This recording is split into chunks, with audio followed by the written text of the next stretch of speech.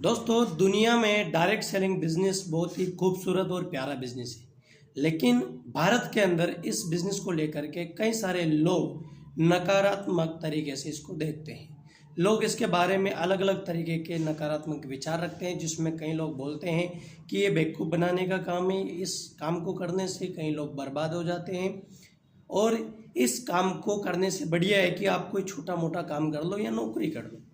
इस तरीके से इसको देखा जाता है। लेकिन अगर मैं बात करूं डायरेक्ट सेलिंग बिजनेस की, तो पूरे दुनिया के अंदर सबसे ज़्यादा करोड़पति देने वाला अगर कोई बिजनेस है तो वो डायरेक्ट सेलिंग बिजनेस है। और अगर मैं भारत की भी बात करूं तो भारत में हजारों लोग ऐसे आज के समय में जिनके पास में आज लाखों की नहीं करोड़ों की इनकम मंथली है। लेकिन उसके बावजूद भी कुछ लोग जो असफल हुए हैं उनको देख करके लोग उसी तरीके की बातें करते हैं।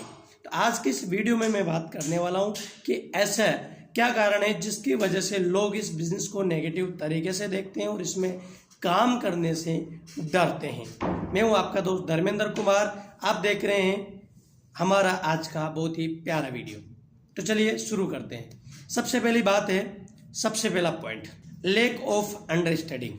दोस्तों, इस डायरेक्ट सेलिंग बिजनेस के बारे में कई लोगों को जानकारी नहीं है। उन लोगों ने इस बिजनेस को गहराई से नहीं देखा है, नहीं समझा है, और वो जितना अपने आप को जानते हैं, जितना इस बिजनेस के बारे में जानते हैं या लोगों से सुना है, उसी के अनुसार वो अपनी बात रखते हैं। अब जितनी मुझे जिस चीज़ के बारे में नॉलेज होगी उतना ही मैं बता पाऊंगा। लेकिन अगर मुझे किसी भी जानकारी, किसी भी काम के प्रति अगर ज़्यादा जानकारी चाहिए तो मुझे क्या करना पड़ेगा, उसके बारे में स्टडी करनी पड़ेगी। तो अगर कोई भी व्यक्ति इस बिजनेस को गलत बताता है तो मेरा उनसे एक ही निवेदन है कि वो डायरेक्ट सेलिंग बिजनेस को गहराई में जाकर के सर्च करे, गहराई में जाकर के इसके बारे में स्टडी करे, तो आपको ये दुनिया का सबसे प्यारा और खूबसूरत बिजनेस लगेगा और आप इस काम को कभी भी नहीं छोड़ेंगे।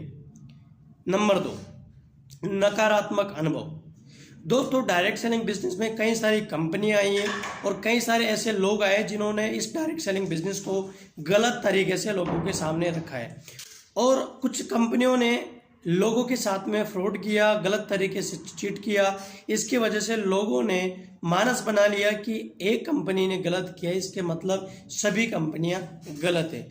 और दूसरा कारण ये है कि उनके आस पड़ोस के या मिलने वाले जानकार लोगों ने इस बिजनेस को किया और बिना सीखे करने की कोशिश करी और इस बिजनेस को बीच में ही छोड़ दिया, जिसके कारण से लोग आज इस बिजनेस को नकारात्मक अनुभव अपने शेयर करते हैं। Number 3, fair of rejection.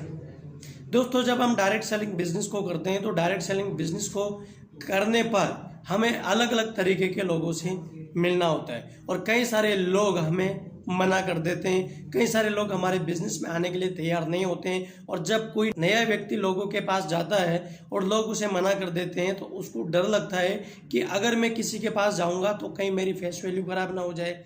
उसको डर लगता है कि कई लोग मुझे मना ना कर दे और इस वजह से लोग डायरेक्ट सेलिंग बिजनेस में आने से डरते हैं या काम नहीं करते हैं। Number 4, misconception. दोस्तों, कई सारे लोगों को भ्रांति होती है और वो समझते हैं कि ये डायरेक्ट सेलिंग बिजनेस एक पिरामिड स्कीम है, चेन सिस्टम है और इस बिजनेस में काम करने वाला कभी भी बड़ा पैसा नहीं कमा पाता। दोस्तों, मैं बताना चाहूँगा, चेन सिस्टम, पिरामिड सिस्टम एक इलीगल है और ये कभी का बंद हो चुका है। अभी डायरेक्ट सेलिंग बिजनेस लीगल तरीके से अपने बिजनेस प्लान के अकॉर्डिंग काम कर रही है। तो आपको बेझिझक डायरेक्ट सेलिंग बिजनेस को ज्वाइन करना चाहिए। Number 5, financial risk.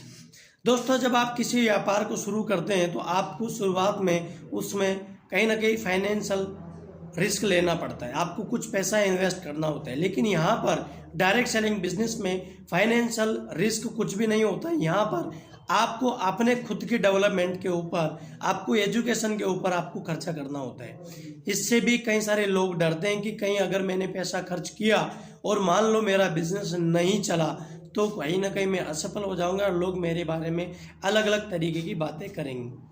लेकिन अगर आप इसको सिस्टमेटिक तरीके से सीख करके इस बिज़नेस को करेंगे तो कभी भी आपको लॉस नहीं होगा। और मैं आपको एक चीज़ और बता देना चाहता हूँ, आप 2 पार्ट रखिए।